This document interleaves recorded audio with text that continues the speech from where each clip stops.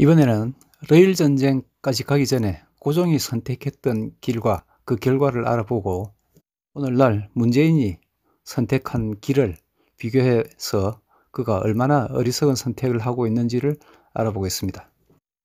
러일 전쟁 전야에 대한제국을 둘러싸고 대치하고 있던 세계적인 세력은 일본 대 러시아였습니다.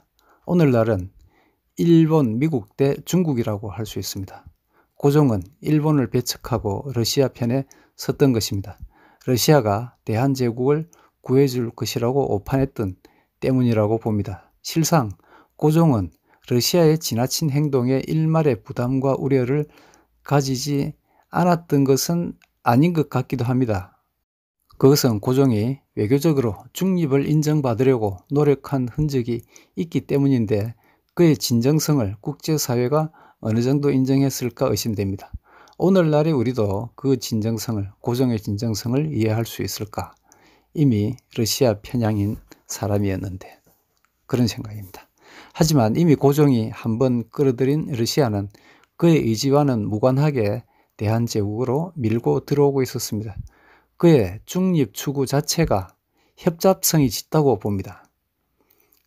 고종의 친러적인 행동이 술수였던 것과 마찬가지로 그 술수의 결과 스스로 궁지로 몰린 것을 알고 빠져나가려는 시도를 한 것이라고 봅니다. 그가 중립을 추구하기보다는 확실히 일본의 지지를 받고 있었으면 러시아가 대한제국을 위협하는 지경까지 가지 않았을 거라고 봅니다. 지금 문재인은 중국 편에 가까이 가고 있습니다. 대한제국에게 러시아가 위협적이었다면 지금은 대한민국의 위협이 되는 세력이 바로 중국입니다. 같은 역할을 하는 주인공만 바뀌었습니다. 러시아에서 중국으로.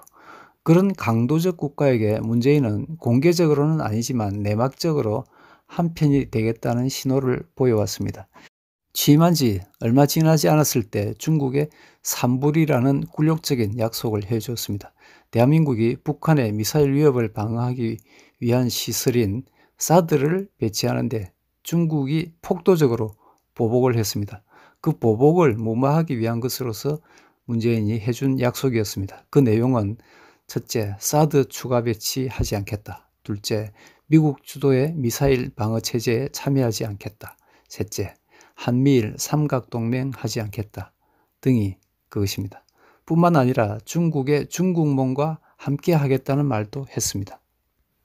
중국이 우리에게 어떤 나라인가? 중국은 핵과 미사일로 세계를 위협하는 북한이 그런 역할을 할 수 있도록 지지하고 실질적인 도움을 주었던 것이 명백한 국가입니다. 이렇게 중국이 요구하는 것에 대해서는 저항 한번 하지 않고 들어주면서 문재인은 미국과 일본이 요구하는 것은 교묘하게 피하려고 해왔습니다.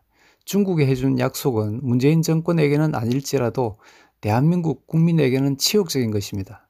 지금 한반도 북쪽 반은 중국의 의지를 수행하고 지원을 받고 있는 북한의 세습 왕조 체제가 존재하는 상황에서 남쪽의 대한민국은 자유세계가 중국의 포식자적 팽창을 저지하기 위한 최전선입니다. 그 대한민국이 문재인이 시도하는 바대로 미국과 일본을 적대시하고 중국의 협조자가 되었을 때 어떤 상황이 도래할 것인가? 다른 누구보다도 대한민국 국민의 삶이 어떻게 변할 것인가를 봐야 됩니다. 그 전에 대한민국과 한반도에 대한 미국과 일본의 행동이 어떨 것인가를 한번 보겠습니다. 예측을 하기보다는 가능성이라고 보면 되겠습니다.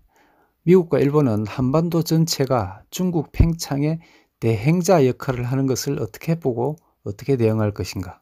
여기에 대한 답은 115년 전에 일본이 했던 일을 보면 됩니다. 그것과 다를 것이 없다고 해도 좋습니다. 한반도에 그런 상황이 온다는 것은 일본의 코앞에서 주먹을 휘두르는 것과 다르지 않기 때문입니다. 일본의 대응, 즉 미국과 함께 할 대응은 오직 그것이 포탄을 주고받는 피를 부르는 전쟁인가?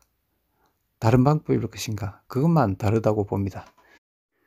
중국의 팽창과 그것을 대행해주는 세력을 미국과 일본이 가만히 보고 둘 것이라고 믿는 것은 꿈속을 헤매는 것과 다를 바 없다고 생각합니다.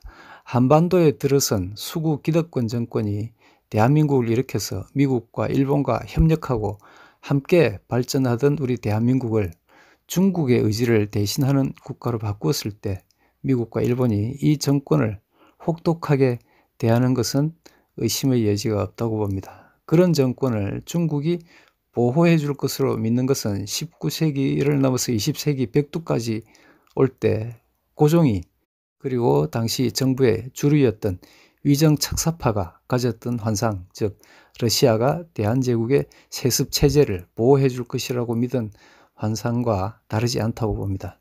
그러나 중국은 미국과 일본에 저항할 능력이 지금 없습니다.